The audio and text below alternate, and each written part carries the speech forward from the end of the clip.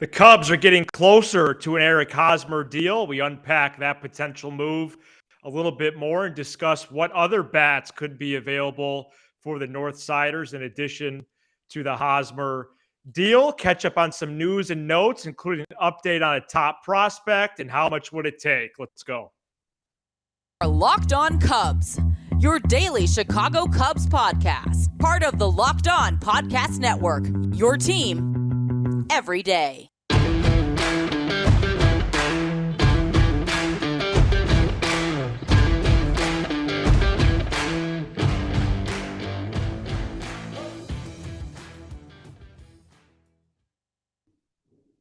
Welcome into Locked On Cubs alongside Sam Olber. I'm Matt Cozy. Pleased to be with you for a Wednesday edition of the program. Thanks for making us your first listen every day. Sam and I are lifelong fans, taking our passion into discussion with you on all things Cubs. Yeah. Shout out to all the first and long time listeners, anything in between, and whenever and wherever you may be listening. Well, on Tuesday's episode, Sam, we discussed the possibility of Eric Hosmer joining the North Side, and now it seems to be becoming more of a likelihood that he does indeed do that, as John Heyman of the New York Post and MLB Network reported Tuesday evening that Hosmer and the Cubs are close to a deal. So we're going to break this down a tad more, maybe just get into the some of the more marginal parts of the potential deal, and then try to zoom in on some conversation around the Cubs in general, based on their transactions right now as well. Sam, day two in your new place, and you look very good, and everything's all solid over there, and we'll see if the Hosmer signing is solid for the Cubs. Yeah, I don't really have much more on Hosmer. You know what I mean? I'm kind of tired of talk. I feel like he's getting too much conversation. We know what he is. There's no arguments that need to be had. If you like, people are arguing though. If you like the deal, I totally understand why. If you don't, I understand why. We should be talking about a very marginal, a very minimal price here. And I would think so, yeah. If we are, it begs the question, can they add somebody else? But as you so eloquently put before the program began, is there anyone else? Right. I don't know. The Hosmer deal's fine. As I tweeted it out, I tweeted out I don't know if you saw my tweet. You don't really interact. I don't know if I've seen it yet. No, you don't really interact with me really at all on Twitter, which is kind of odd considering we're partners on the show. I don't think that's true. I'd have to look into that. You don't really ever favor anything that I tweet. Okay. But that's fine. You know what I'm saying? You're a busy guy. I'm a busy guy. Well, I would favor it if it was good. Yeah, I tweeted out like a little gif of like, yay. You know what I mean? Whatever it is. I wish this deal for me would have been fine, and it is fine, but maybe I would have done like a golf clap if they had a Conforto in their back pocket or another guy offensively, whether it was Longoria, that I feel good about. But listen, this is what the Cubs are going to be this year.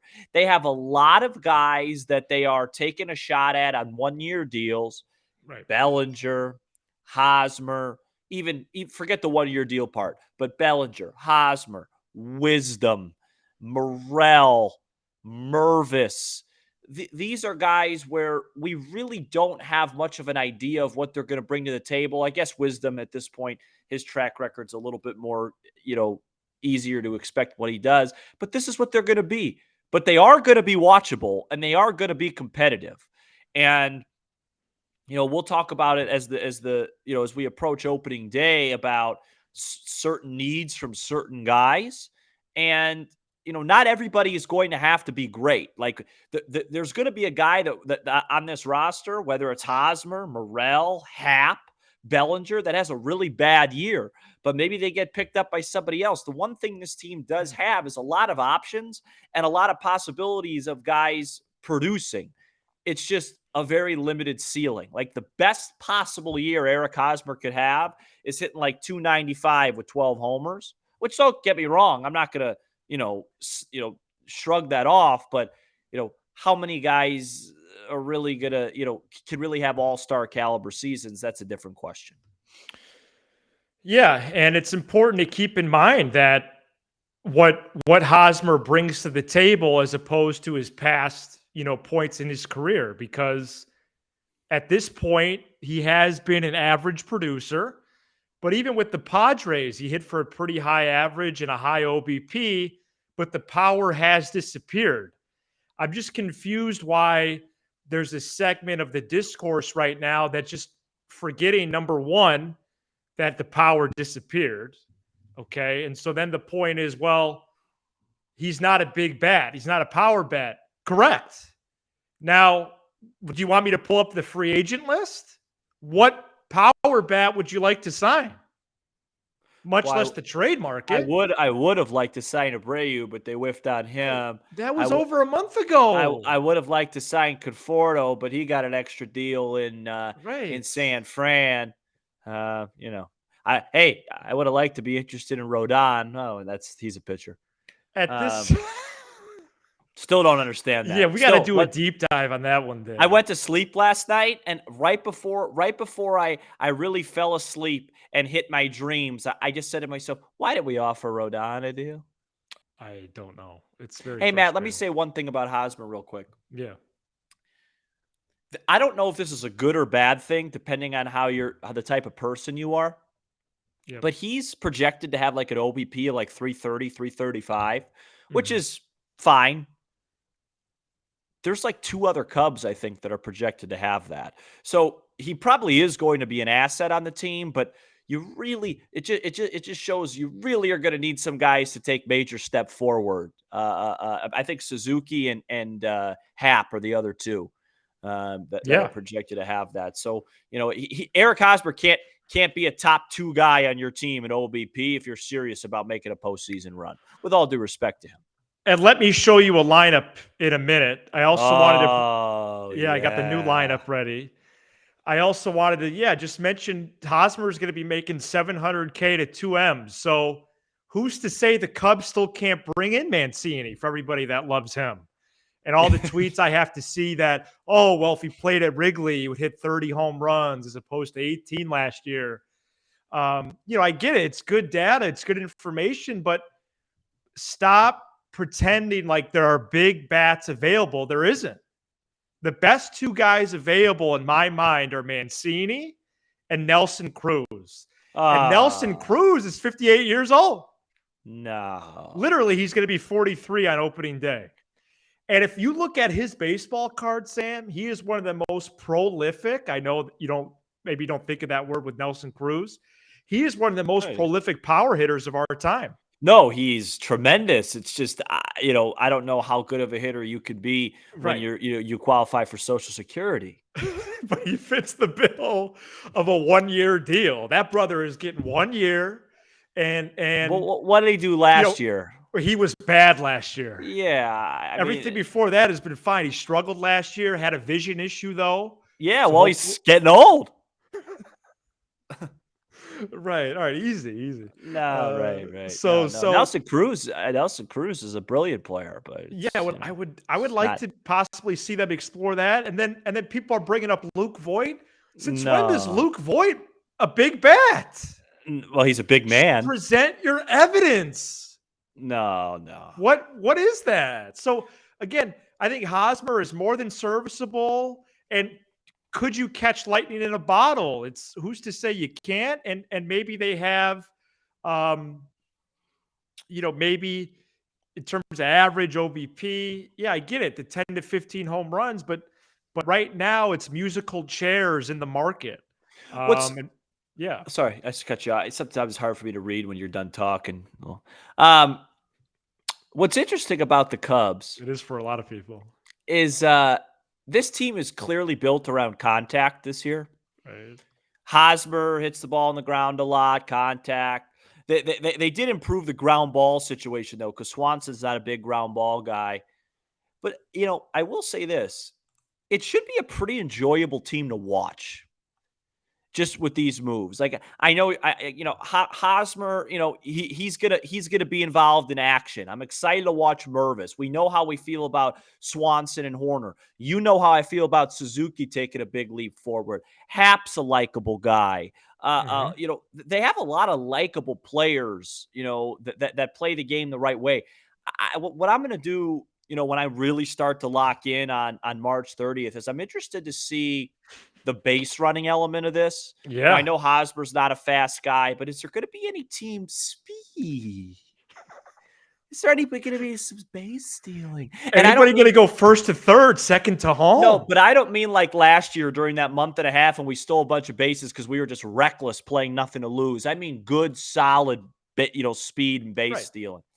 Who's Right. going to lead off for this ball club? Well, right now I have Hap, Sam, still in the Yeah, leadoff position. I have yeah. Suzuki second, Horner third. So that's a change from my last lineup. Bellinger in the cleanup spot, Swanson fifth, Hosmer sixth at first, Morel seventh, Mervis the DH hitting eighth. So lefty righty balance there, This 6 is. through 9, and Gomes catching. Let's examine this for just 30 seconds before you No, kick do it me more off. than that, please. Before you kick me It's off a, it's my a own. 20 to 30-minute program. Before you kick me off my own program. All right, Hap leading off. Aha. Now let's break that down just for 2 seconds. He doesn't like doing it. He's going to have to. He's the only person that makes sense Right. there. Okay. Suzuki second. Love that. Enough of this stuff too. Oh, well, Suzuki hit better fifth. That's too much pressure. This is the big leagues. He's making $22 million a year. He could Pressure. deal with the pressure hitting in the first inning. Enough already with that. Right. I remember You when got to Bryant. stop with that. You got to knock it off. Remember when Bryant was they wanted Bryant to hit leadoff and it just he wasn't comfortable there. If you're a great hitter, you're comfortable where you're told to hit. Okay. Right. Horner third, like that a lot. Maybe I flipped. I'm just. You know how I am. Right. Maybe I flip Horner and Swanson because Sure. I think I want Horner's contact in the 5-hole and more of an RBI spot. Maybe Swanson third, Bellinger fourth. I agree. You have to put him there. Weak. That's weak right there. That's the first part of the lineup that's just weak. Okay, but you have to put him there unless this Mervis, hits 8 home runs in the spring. Maybe give him a chance. Enough with this coddling of these guys. If he can hit, put him in the 4-hole. Well, there's a lot of conversation today, Sam, and people actually calling out our show on social medias because we guaranteed Mervis on the opening day roster. And now there's a discourse about him starting at AAA Iowa. Just telling you, I got to show you that after. People called us out for that? They just reported what we said.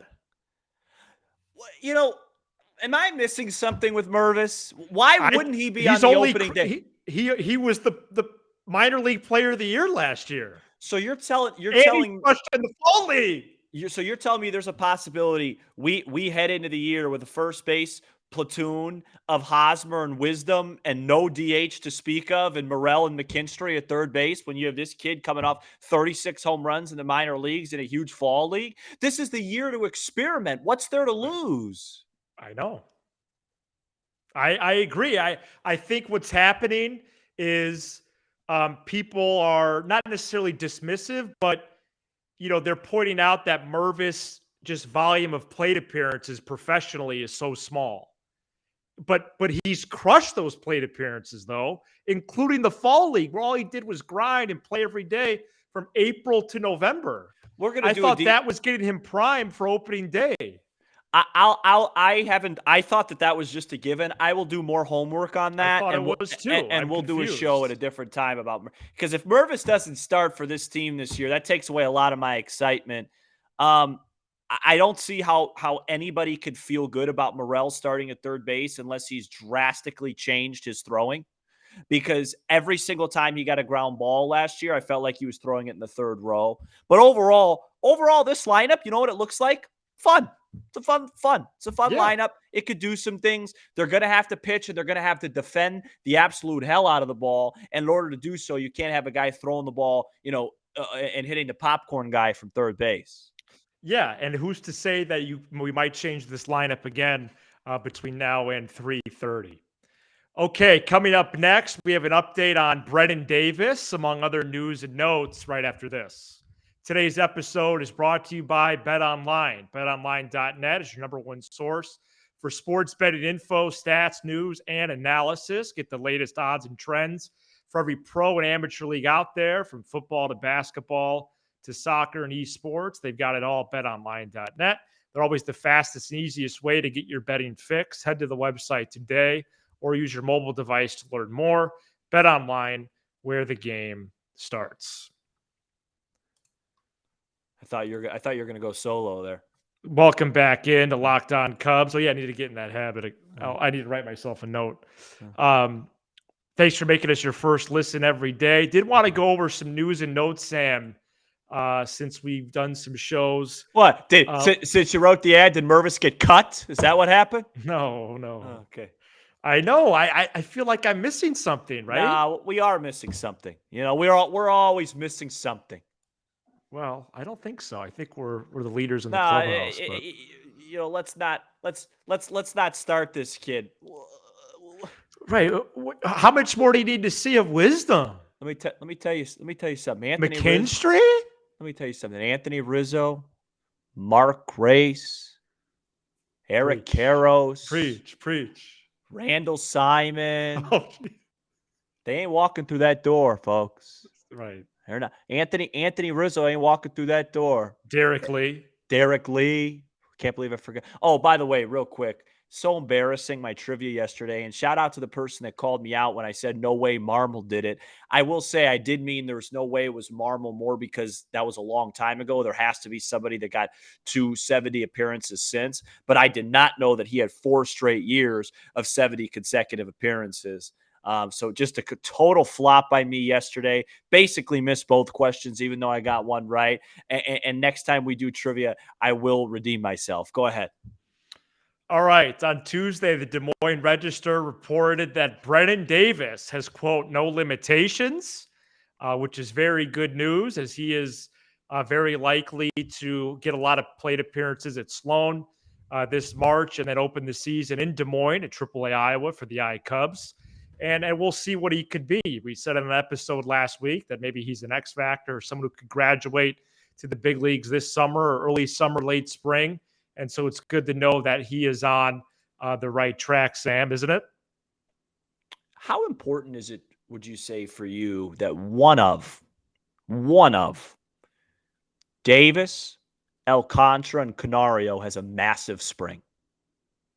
I think it's like even so massive that, let's say Davis hits like 350 with 5, 6, 7 homers. It's like, oh, we can't keep him off the big league roster, even though they will. Wow, that'd be fantastic. I don't know how important it is, but I think it would be great for the organization. I think it's important because I keep talking about part of this year. Like, for example, if the Cubs win 86 games this year and they finish in the last wild card slot, but Davis, Canario, Alcantara, and PCA all take massive steps back, unless they make some crazy run of the playoffs, it wouldn't be a successful year.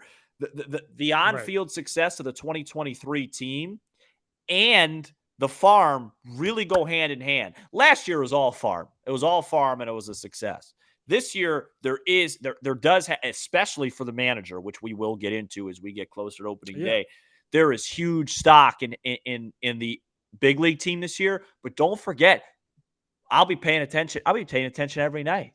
It's fun. It's fun to take a look. But it's not only it's fun; it's imperative. Right. It's a requirement. Yeah. Okay. And then a couple other things here with the Chicago National League team.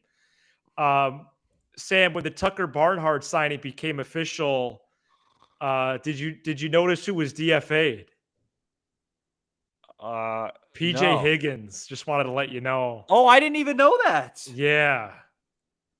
When was that? So that was between Christmas and New Year's, I do believe.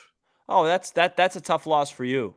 That is, yeah. One of my he'll get picked up. He'll get picked up somewhere. Yeah, he may. He did it. Listen, you have a guy that could catch, that could hit a little bit, and play some infield. There's a spot in a big league roster for him. And the other news and note here is the hitting coach of the Golden Era, 2015, 16, and 17, John Maley, is returning to the Cubs organization. That I saw. He's going to be the hitting coach for the Iowa Cubs at AAA. Hey, I'll tell you, we go Cubs through had a dream staff in 16, man. we go through hitting coaches like I go through, Chipotle. It is really, jeez. Yeah. Yeah, it's really it's like a Where's Waldo Well, since situation. since 2017, we've had more hitting coaches than at least any other team in the league. Right. Oh, I think it's not even close. God, Okay, coming find up a guy next, that you like already. we're gonna do we're gonna bring back for 2023 a fun game we call How Much Would It Take? Stick around. Welcome back into Locked On Cubs. Thanks for making us your first listen every day. We are going to finish today's program with a game we like to call How Much Would It Take? Sam, I am going to lead us off. As news broke last week that 10 veteran umpires retired after the 2022 season. You would probably know some of those names. And that's a lot. So a lot of guys getting an opportunity on 23 and beyond here. How much would it take for you to call balls and strikes in an MLB game? Ugh, I mean, I embarrass myself. Right. When I used to dabble with umpiring, I had actually a lot more. When was that? High school. Right.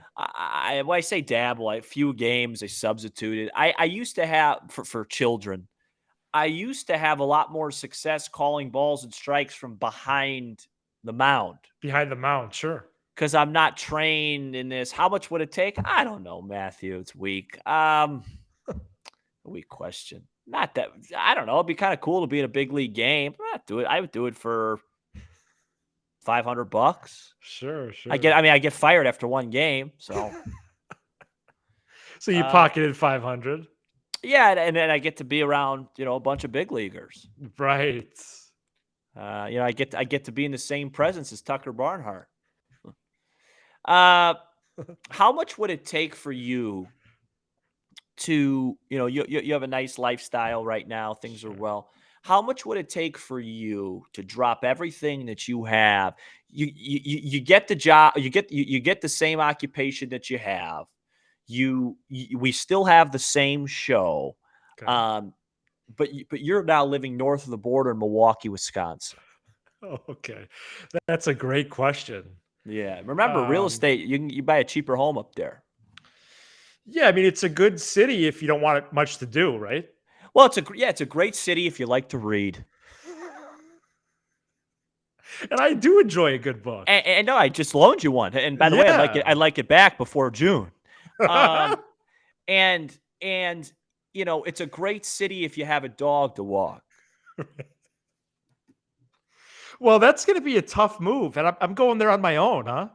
There's nobody going with you unless you want to buy a puppy. Yeah, I'm going to say 250 grand. Oh, that's a great number. Through that city. $250,000, man. Yeah, no, good. Come on, dog. Yeah, all right. Yeah. All right. Well, good program Wait, today. that's it? There's only one each? Yeah. No, I got another one.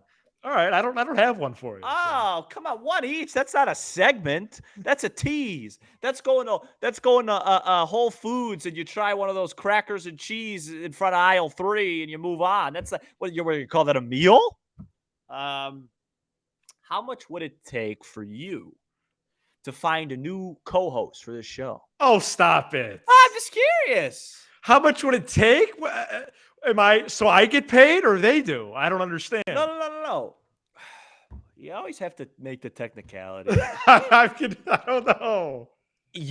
Somebody slips you X amount of dollars and you put that in your pocket, you get rid of me. Wow. There has to be a number. I'm going to say $250,000. That's a great number. I'd want you to do it for that amount of money. Okay. Yeah, it's a lot. You get $250,000 You tell me to kick rocks and block me off the site, please. But you can't, and I think a lot of our audience is discovering this, and if you're with us for the first time ever, thank you for giving us a shot. You can't buy chemistry. Well, for $250,000 you could buy chemistry. We'll see. Hell, you had 2.5 million. Just clone me. Oh, wow. Now listen, be $2.5 million these days barely gets you a good tank of gas. Does your clone come with the Cubs hat? No. Okay. This is a bad joke. All right, fantastic. Be sure to hit that subscribe button for I like Locked this On. place. I got such good energy tonight. Yeah, you really do. It's because there's nothing on TV. Thanks I was watching the Bucks Wizards. Oh gosh. I'm sorry about that. Yeah, thank you. Oh boy. All right, go ahead. Please subscribe to us on YouTube. Smash the like button. We're doing a good job of that, folks. On this episode, on the audio side, shout out to everybody on Apple, Spotify, and wherever you get your podcast. We're going to read some questions soon. There's some good David Ross ones in the queue. 312-834-4634. And we have a familiar name in one of our teasers here in a moment. That's back. Thanks for making Locked On Cubs your first listen every day. Now make your second Locked On MLB Prospects. Shout out to Lindsey Crosby, as he is a prospect encyclopedia, and he's going deep on the MLB stars of tomorrow. Locked On MLB Prospects, available on YouTube and wherever you get your podcast. Fun show here on a Wednesday. He's Sam Olber. I'm Matt Cozy, and this is Locked On Cubs.